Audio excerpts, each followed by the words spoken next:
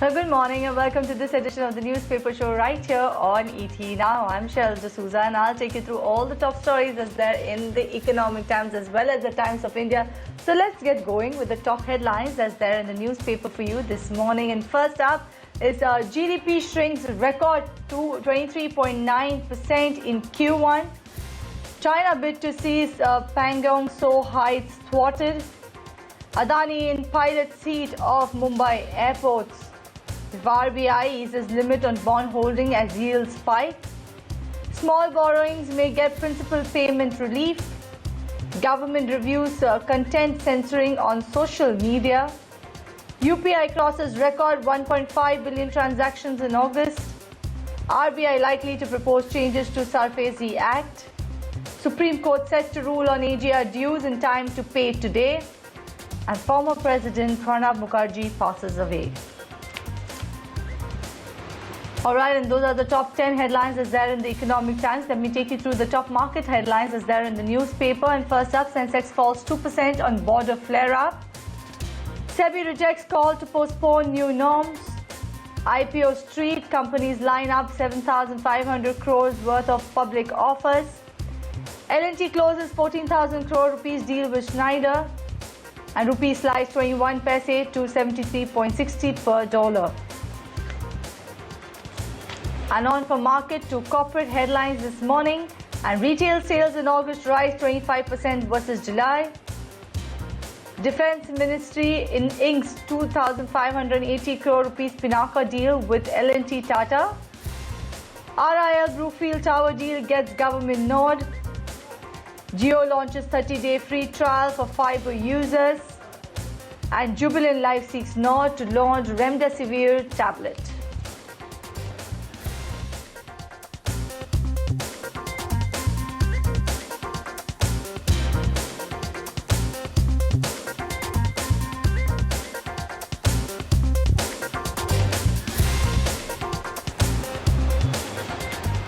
Alright, and those are the top headlines as they're in the newspaper. But let's get going with the top story this morning, and that is indeed the Q1 GDP figure. We've seen a record contraction coming in, and we had expected that as well. But the record contraction came in at around 23.9% for the Q1 GDP. That's what we saw in the GDP absolute terms. Reeling from the COVID-19 blow, the GDP shrinks a record 23.9% in Q1 is what the headline of Economic Times reads. On anticipated line, only agriculture sector grows, shows a growth of about 3.4%. You had trade, manufacturing and construction in the negative territory. India may actually see first full year contraction in over 40 years in FY21, and this is thanks to what's happening due to COVID-19. So India's economy shrank by nearly a fourth in the June quarter because of the COVID-19 pandemic and the lockdown that actually followed. Data released by the government showed that it is actually setting the course for the country for a full first year contraction in over 4 decades in FY21. The GDP shrank by about 23.9% in June quarter versus a year ago, with services leading the losses. In nominal terms, without adjusting for inflation, the decline was 22.6%. So that is how your GDP figure is looking like for the first quarter. So the nominal GDP growth was at minus 22.6%. It was the first quarterly contraction since the data became available. FY21, like I said, could end with a deep decline, first since 1979 and 80. So agriculture was the only sector that registered a growth of around 3.4%. You had construction that shrank about 26.7%.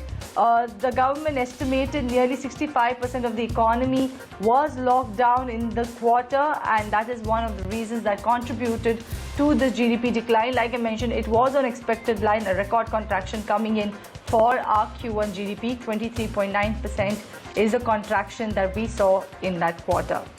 Let's shift focus now on to a story that's there on the page 5 of Economic Times in the markets page, and that is SEBI has refused to extend the September 1 deadline to move to the new pledge and repledge system.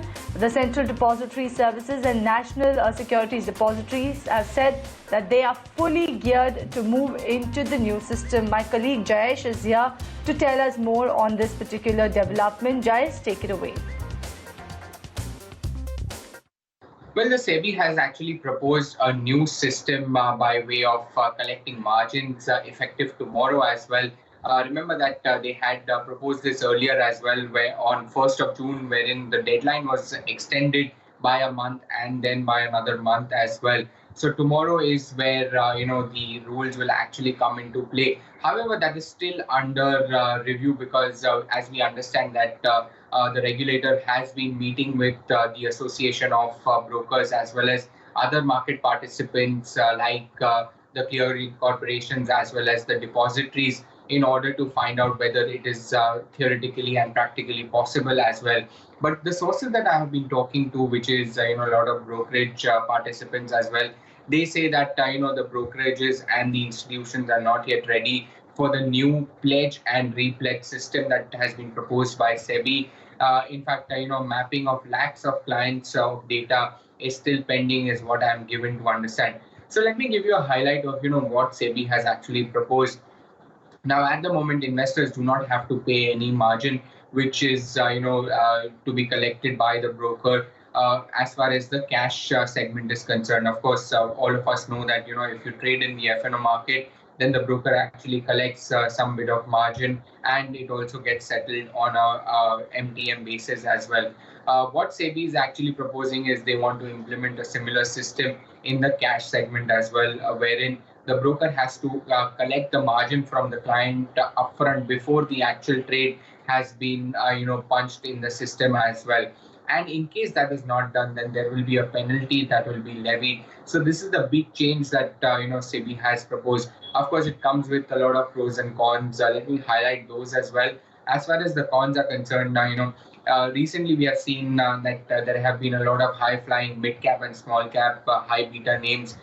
It will actually put a lid on those high-flying counters, and also it will reduce the trading volume and activity for the exchanges as well as the brokers as well. What are the pros for this? Of course, the regulator is looking at it more from a long-term point of view, wherein they want the retail participation to reduce the speculation in the market by way of leverage trading as well. And it will also reduce the misuse of client securities when it comes to the pool accounts. Remember that a lot of brokers collect securities on behalf of the client in their pool account, and they are pledged against some other securities as well. So it will actually reduce the misusage of those securities as well.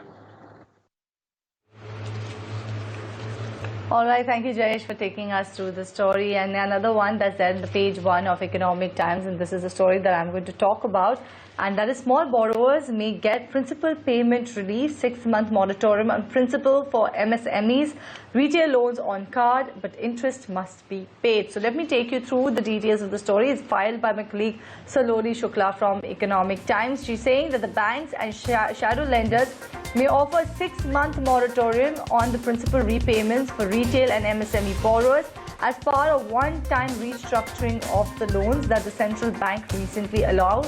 This is as per sources that they've told this information to her. Customers seeking a debt revamp will be asked to make regular interest payments, while the principal will be restructured or the tenor extended depending upon the repayment ability.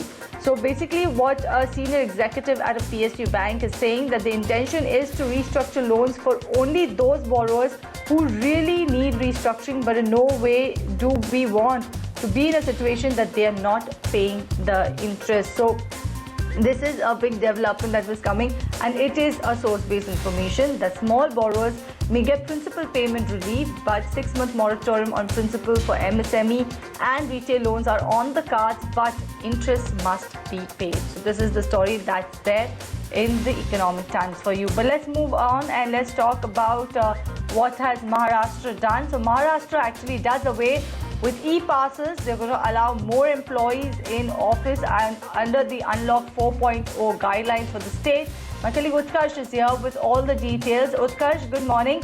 And what else has the Maharashtra government proposed under Unlock 4.0 this time around?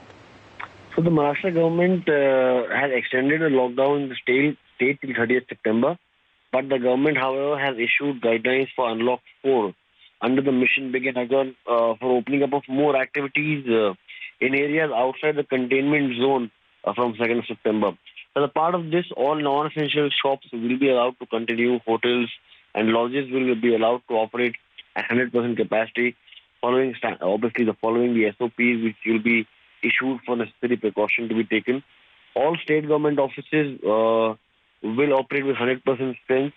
Staff other than these are to attend office with 30% strength of 30 employees, which is more in Mumbai, Pune, these areas. Initially, it was only 10% which was allowed. And then in the rest of state, the 50% staff can come to office, or 50 people, which is more. All private offices may operate up to 30% strength as per the requirement. The state government has also allowed inter-district movement of goods and people. Private minibuses have also been allowed to operate, of which the SOPs will be issued shortly. However, if you look at Mumbai Metro, local, those will be shut till some time. Education and coaching institute will remain closed. Cinema halls, swimming pools, entertainment parks, theatres, bars, auditorium, that will also remain shut. So, metro rail and international air travel remains prohibited anyhow as per the guidance of the MHA. If you look at the relaxations, obviously, as you said, the e-passes are done with. Private offices have been given more space to open, so there is at least 30% people who can really come. But if you look at the current situation, Maharashtra on Monday reported almost 11,800 cases.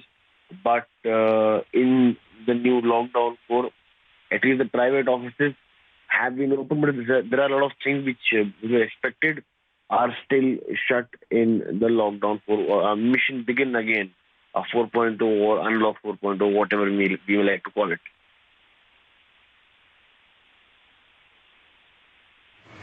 All right, thank you, Utkarsh, for taking us through the details of what the Maharashtra government has done under the Unlock 4.0 guidelines. Let's shift focus and onto a story that's there on the page 7 of Economic Times, and looks like last month it was August for retailers. So fashion and lifestyle brick and mortar retailers saw some glimmer of hope ahead of the Diwali, ahead of the festive season, and they've registered a growth in sales of about 25% in the month of August compared to July. But my colleague Vinny is here. She tracks the sector very closely. Good morning, Vinny. And looks like some glimmer of hope ahead of the festive season coming in for the fashion and the lifestyle segments. Cheryl, you're absolutely right. This is a hope of glimmer, some positive signs, some green shoots now that we're finally seeing even in the fashion and the retail side, the brick mortar side. So what is happening over here? That last month we'd seen it was quite tough for the company despite the stores being open.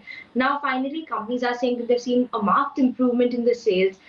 Even the sales have risen up to about 25% in the month of August compared to July, and this is the biggest jump that we've seen over the previous months since the lockdown has started, that is since March. So surely positive sign coming in over here. And especially, let's not forget, in the month of August in states like UP, Punjab, Haryana, Assam, there were certain imposed restrictions on store openings, there were weekend closures. So retailers also said that if that wasn't there, that would have been much better performance. So 25% growth is quite good. And now with the lockdown restrictions easing further, we may see some more positive signs also coming in. It looks like that with the, consumers going and buying stuff is a very positive sign.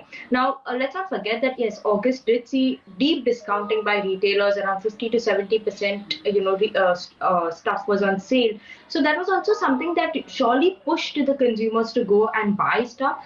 But overall, if you see what the comment of the MD of Arvind Fashions, he did say that, weekend closures did impact, obviously the sales a bit, and, they could have done much better, like I mentioned before.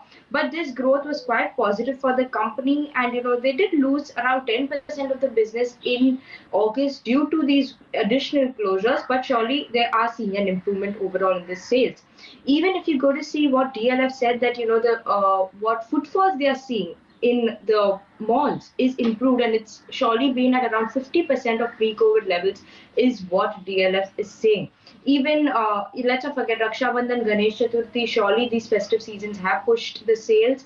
And even Lifestyle did say that, compared to July, the August sales were 2 times on a same store sales growth. So surely positive sign coming in over there on, stores which have been open in July and August. And, I think we will be seeing further green shoots coming in as well with the festive season coming further ahead.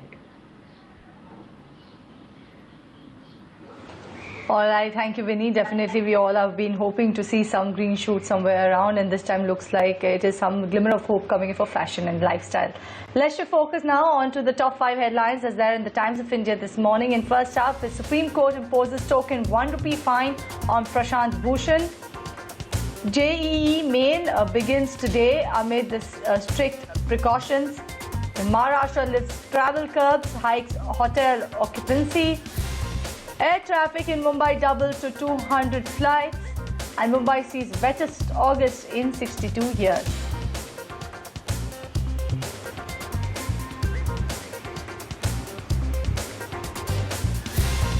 All right, and those are the top headlines as they're in the Times of India this morning. And with that, it's a wrap on this edition of the newspaper show. Thank you for watching. But before I wind down, here's a special segment for the hearing impaired.